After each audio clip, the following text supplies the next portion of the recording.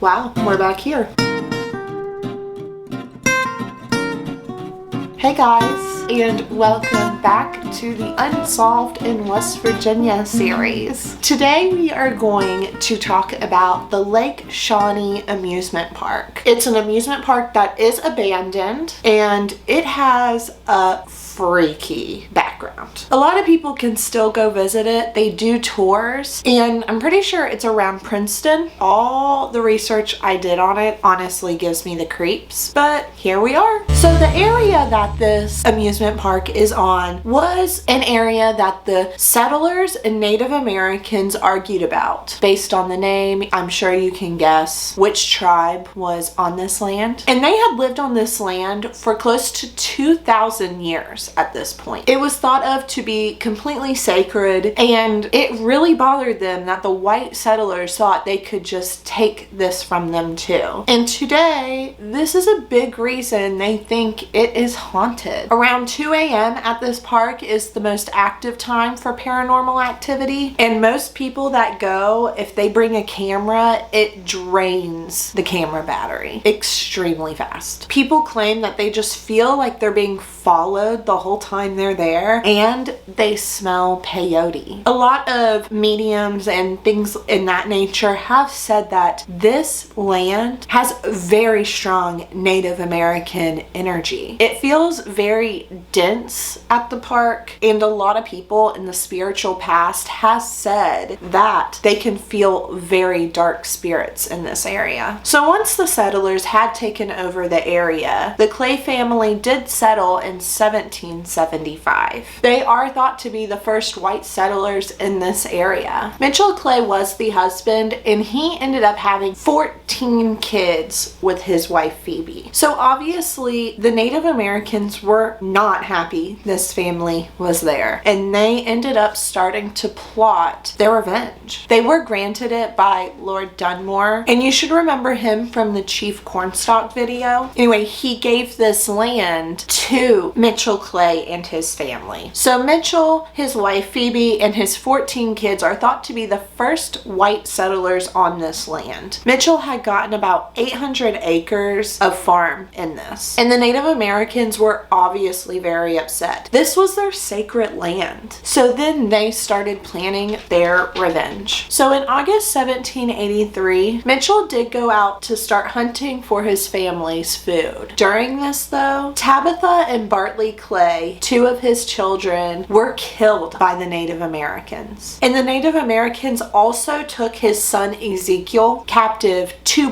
burn at the stake. Clay and others helped track down these Native Americans and killed them. And Mitchell ended up burying his two children, Tabitha and Bartley, on the property. And in August 14th, 1937, a headstone was placed for the kids by the Daughters of the American Revolution. And this grave is actually still there today. You can go see it, and it's a really weird place for paranormal activity. So about 100 years later, Conley Snido was a businessman who purchased the property in the 1920s. He is who really ended up making it an amusement park, and he opened it in 1926. He added the swings, the water slide, the dance hall, speakeasy, a pond, and a swimming pool. So this ended up being a really popular place. A lot of people came to it, and they had a blast at this park. And he ended up also including an occasional Wild West show, carnival rides, water rides, a racetrack, concession stands, a bathhouse in which you could rent wool bathing suits at, a diving board, and cabins that you can stay in. And this was really popular among the coal mining families. The coal miners would bring their families here almost every weekend, and just they would all have such a good time. But it ended up being closed in 1966 and completely abandoned. Now another guy I would like to talk about is Gaylord White. He has had his own paranormal activity at this place, and he worked there all through his youth. He had bought this area to put potential neighborhoods, but when they started to dig to start the building, they found a bunch of bones and native artifacts. They found 13 skeletons, which were mostly children children, and it looked like they had passed from kind of like the flu or a disease like that in this area. And they're thought that that is actually what wiped out the Shawnee tribe. So they ended up finding out that this amusement park sat on a Native American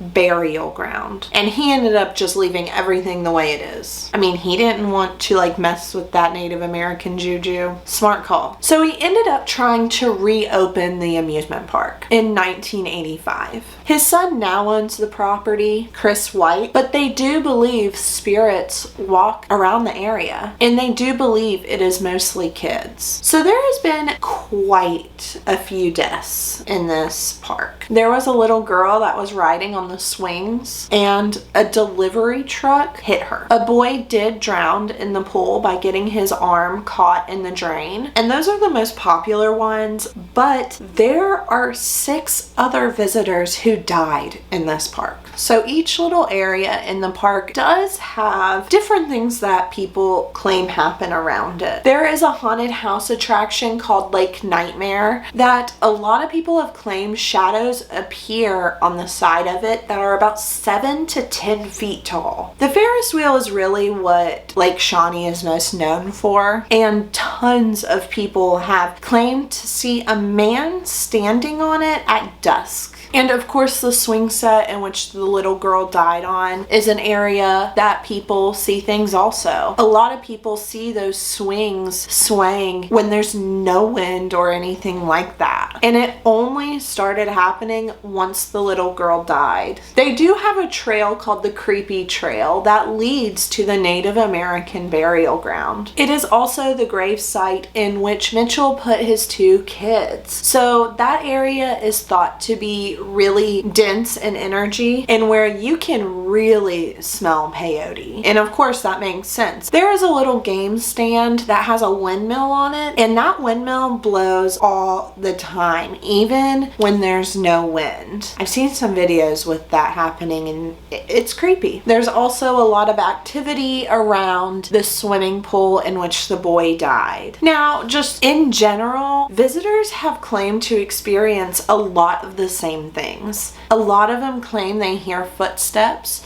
A lot of them claim they hear mysterious chants and see children everywhere. Almost all of them claim to see the swings move, and someone even got locked inside the ticket booth, and there's no lock on it. So you can definitely say this place has some weird crap going on. People around town really believe that they should have never turned this place into an amusement park. It was on Native American land, specifically a burial ground. So why would you risk a lot of people coming here when there's bad energy going on? It honestly could have saved all 8 of those visitors' lives if they just put this amusement park somewhere else, probably. ABC experts declare that this is ranked in the 10 most haunted places in the world, and experts say there could be up to 3,000 bodies buried on this property. So that only makes sense that is why this place is so haunted. 3,000 bodies could be in this area. That's wild. I can't even imagine